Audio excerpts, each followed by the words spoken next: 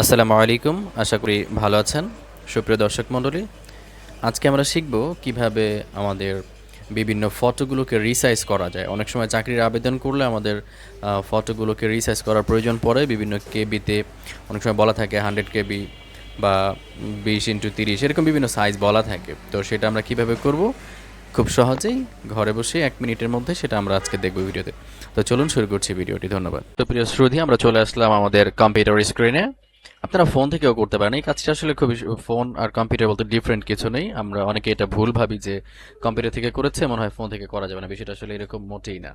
তো আমরা এখানে চলে আসলাম গুগল ক্রোমের মধ্যে। আপনারা যে কোনো ব্রাউজার ওপেন করতে পারেন। সেখানে আমরা লিখব হচ্ছে রিসাইজ।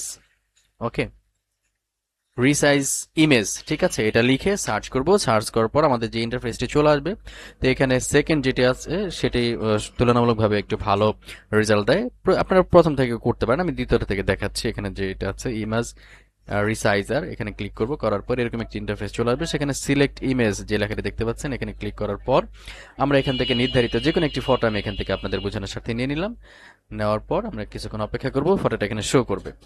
আচ্ছা, এই তো চলে আসছে এবং দেখুন এই যে এইখানে উইডথ এবং হাইট, তো এই দুইটা ইনফরমেশন আছে। আপনার যতটুকু প্রয়োজন, এখানে যদি 100x100 প্রয়োজন হয় তাহলে এখানে 100 দিয়ে নিব, ঠিক আছে।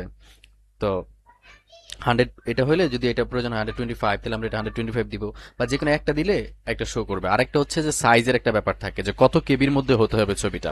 তো দেখুন এই যে এখানে কেবি লেখা আছে। সাপোজ আমার এটা 50 কেবি দরকার, মানে 50 কেবির মধ্যে দরকার, তাহলে আমি আনুমানিকভাবে 50 দিয়ে নিলাম।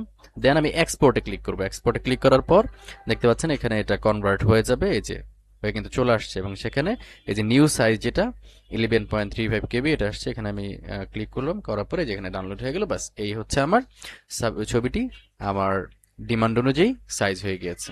তো ধন্যবাদ সকলকে। ছোট্ট ভিডিওর মাধ্যমে আমরা জেনে নিলাম। ধন্যবাদ সকলকে।